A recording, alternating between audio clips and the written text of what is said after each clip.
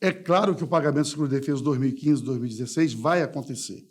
Existem vídeos e documentos, como a palavra do ministro Onix Lorenzoni, ministro José Carlos Oliveira, presidente do INSS, atualmente Guilherme, ministro da Advocacia Geral da União, Bruno Bianco, aonde existe a afirmação e existe a decisão política de fazê-lo.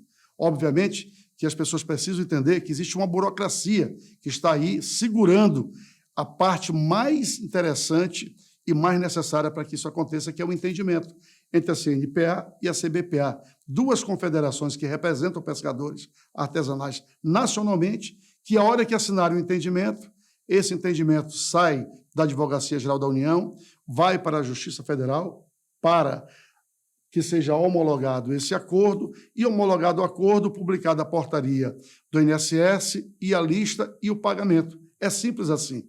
Obviamente que a gente precisa ter certeza de que essas coisas vão acontecer sem ter nenhum recurso judicial para que não seja interceptado o pagamento e o pescador possa garantir que o seu dinheiro vai estar na sua mão do Seguro-Defeso 2015-2016. Pedi essa conversa para a gente bater um papo, só porque o que acontece? Lá atrás, no primeiro semestre desse ano, quando houve, na verdade, ano passado ainda, quando houve aquela decisão da Conjur, do INSS, junto com o ministro Onix, de fazer aquela admissão do pagamento de 2015 e 2016 administrativamente, baseado, obviamente, que naquele princípio da decisão judicial e que não tinha sentido não incluir os outros, já que tinha aquelas ações, quase 34 mil ações, né, ministro? 34, isso. Então, muito bem. Aí houve aquela decisão de fazer o acolhimento administrativo, o INSS trabalhou muito, a Previdência Social trabalhou muito, colheu as informações todas, decompôs as informações, ficou se esperando. Agora houve a decisão da inclusão, inclusive, dos outros 90 mil, né, para não ficar ninguém do lado de fora, né, do guarda-chuva da decisão. E aí houve aquela data estabelecida de agosto como meta. As pessoas não entendem muito bem isso, ministro Oliveira e o presidente Guilherme, e daí eu quis fazer essa conversa. O que existe, na verdade, hoje de imbróglio nessa história toda é que as pessoas precisam entender que tem a Advocacia da União, tem Defensoria Pública Federal, tem Ministério Público Federal, tem Justiça Federal, que, aliás, nós já temos uma conquista muito grande, que foi ter estabelecido apenas a primeira região do TRF como pré-venda para todas as ações, não é isso? Para poder a gente, depois que for assinado o acordo, que está estabelecido na mesa, dependendo apenas hoje das duas confederações nacionais da pesca e dos advogados, que foi o que mais trouxe prejuízo para o prazo, né? E, obviamente, que com essa construção e com um acordo estabelecido, e esse trabalho está sendo feito muito interessante de poder harmonizar aí todas as partes para que, assinado o acordo, ninguém entre contra o acordo ou o acordo caia sem necessidade. Portanto, isso é que terminou demandando o tempo de agosto todo, que foi começado a construir no começo de agosto, né? E agora nós estamos no finalmente. Eu queria que o senhor pudesse fazer um brief de como é que está tudo isso, só para poder a gente estabelecer, vamos dizer, uma informação atualizada, né, sobre os fatos. Né? Não, perfeito, deputado. Primeiro eu queria deixar bastante claro que a gente tem consciência, né, no Ministério do Trabalho e Previdência e também no INSS, e eu penso que não seja diferente isso junto aos pescadores, né? Não só os pescadores do Amazonas, mas os pescadores de uma forma geral. O senhor sempre foi defensor dessa categoria que tanto precisa da assistência e do olhar do Estado brasileiro. Então, isso tem que ficar claro. Não foi uma nem duas vezes. O senhor deve ter ido comigo, acho que olha, semana sim, semana não.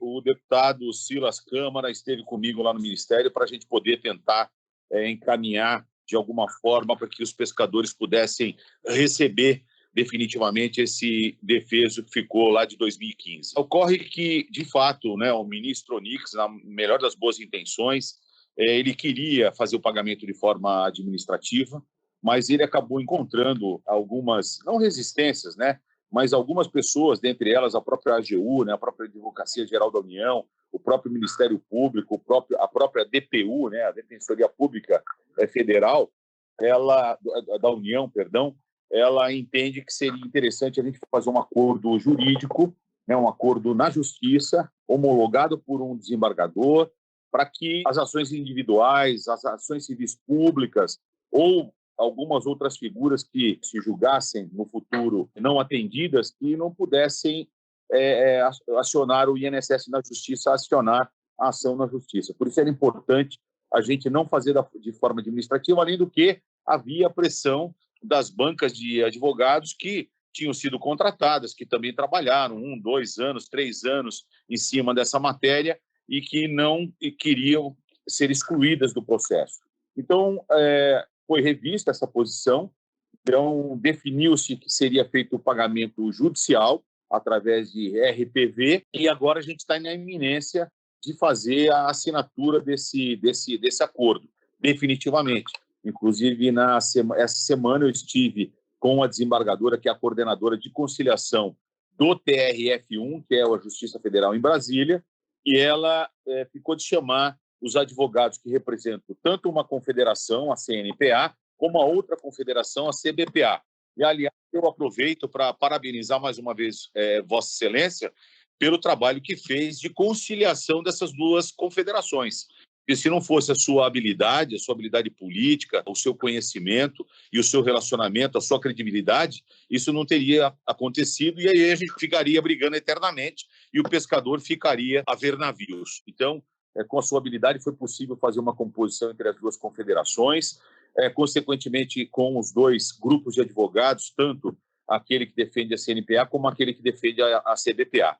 A desembargadora ficou de chamar esses dois grupos de advogados para poder finalizar e a gente sentar o INSS, que já está com tudo pronto, já levantou todas as pessoas que terão direito a esse defeso, ao pagamento desse defeso. Quer dizer, pelo que eu conversei com ela, a gente deve assinar entre a próxima semana, eu vou tentar fazer com que não passe da próxima semana, para a gente ainda em setembro começar a fazer o pagamento das RPVs. Então, esse ano ainda vai corrigir, e me perdoe a sinceridade, um erro cometido pelo governo anterior, vai ser corrigido por este governo, graças à intervenção do nosso presidente e à intervenção de parlamentares como Vossa Excelência, que milita e que defende essa categoria tão sofrida que é o pescador brasileiro. Ministro Oliveira e presidente Guilherme, só para poder a gente restabelecer a memória disso, até porque tudo que foi tratado em audiências, e começou lá atrás, como Vossa Excelência bem diz,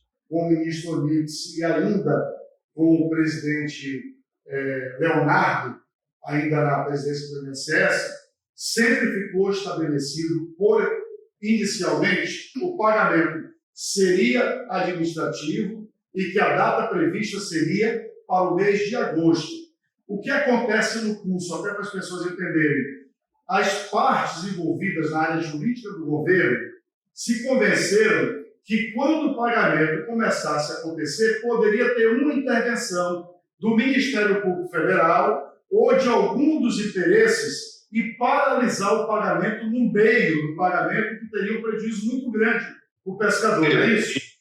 E foi isso que fez com que a Advocacia da União trouxesse todos para uma mesa, que é inclusive uma comissão de conciliação, a CAF, dentro da AGU, que é comandada pelo doutor José Roberto, e ali está sendo feito o quê? Todo mundo assina o acordo, ninguém tem direito a reclamar mais nada, e começa e se termina o pagamento sem nenhuma interferência, portanto, o pescador tendo absolutamente certeza que não vai ter problema jurídico nenhum, não é isso, ministro? É isso, presidente? Exatamente. Não. O deputado colocou exatamente, passo a passo, o que de fato aconteceu e qual foi a preocupação desses organismos, como o deputado falou, a Advocacia Geral da União, a DPU, o Ministério Público, qualquer figura que entrou com uma ação individual ou qualquer pessoa que se julgasse excluído do processo poderia entrar contra o pagamento administrativo. Isso inviabilizaria e bagunçaria ainda mais, porque aí a gente ia saber quem recebeu, quem não recebeu, quem tem a receber, ia ficar uma coisa difícil da gente conseguir esclarecer. Então, a forma que foi escolhida, e é uma forma, viu, deputado, não é ruim, é uma forma rápida, né? Eu estava conversando com a desembargadora falou que o tribunal hoje tem uma sistemática, né, uma tecnologia para fazer esses RPVs de forma rápida. O INSS passando essa lista das pessoas que têm direito, com certeza a Justiça vai fazer o pagamento rapidamente. Eu não sei qual o número que a gente vai conseguir pagar ainda dentro de 2022, mas, olha, vai ser um número bastante grande se a gente não conseguir terminar. Esse caminho que foi escolhido, pode ter certeza, foi o melhor caminho e vai ser o caminho que vai fazer com que o recurso chegue mais rapidamente na mão do pescador.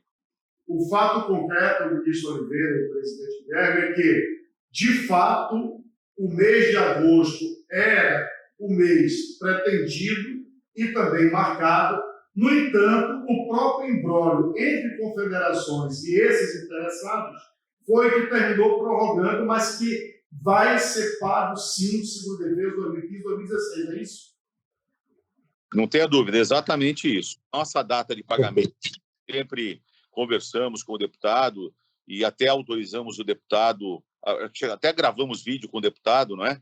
Para que o deputado pudesse utilizar na sua base, e aí até cabe um pedido de desculpas nosso, mas infelizmente existem coisas que não dependem da gente, que acabam saindo da nossa governança, mas tenha certeza que o nosso governo tem total... O objetivo é a gente corrigir esse erro que aconteceu no passado, lá em 2015, e atender à necessidade do nosso pescador brasileiro. Uma informação importante, ministro Oliveira e presidente Guilherme, é que, de fato, como foi dito, é uma coisa séria, porque hoje até portaria e banco de dados decupado, cruzado, pronto, tem tudo só esperando esse desdobramento do entendimento para poder ser publicado e pago. É isso, presidente? Exatamente, deputado. É só o aceite e a homologação do acordo para a gente já proceder com a parte operacional. Eu quero agradecer aí o carinho e a atenção que sempre foi dispensada. Agradecer mais uma vez ao presidente Jair Bolsonaro, que por várias vezes se comprometeu e se empenhou pessoalmente, decisão política de governo, de que isso acontecesse, e também a eficiência e a dedicação do corpo de colaboradores, como o ministro Oliveira, o presidente Guilherme, o ministro Bianco, lá do AGU, que tem se dedicado dia e noite para que isso aconteça, todo o corpo de servidores, inclusive aqui na pessoa do procurador do nosso doutor Miguel, que tem sido dirigente de tudo isso, e esperar que, de fato, tudo isso aconteça na maior brevidade, e agradecer pela atenção e pela explicação. Querido, conta com a gente. Mais uma vez, agradeço a sua militância na área de Previdência. É importante que a gente tenha parlamentares como Vossa Excelência, né, numa região tão... falando em termos de expansão territorial, né, de dimensão de território, com certeza o Amazonas tem sorte em ter um parlamentar como Vossa Excelência, que está sempre incansável na sua batalha, na defesa da Previdência e daqueles que dependem da Previdência brasileira. Grande abraço. Obrigado, ministro. Obrigado, presidente. Forte abraço, querido. Forte abraço. Um abraço, deputado. 10, 10, 10, 10. Silas Câmara pra Federal.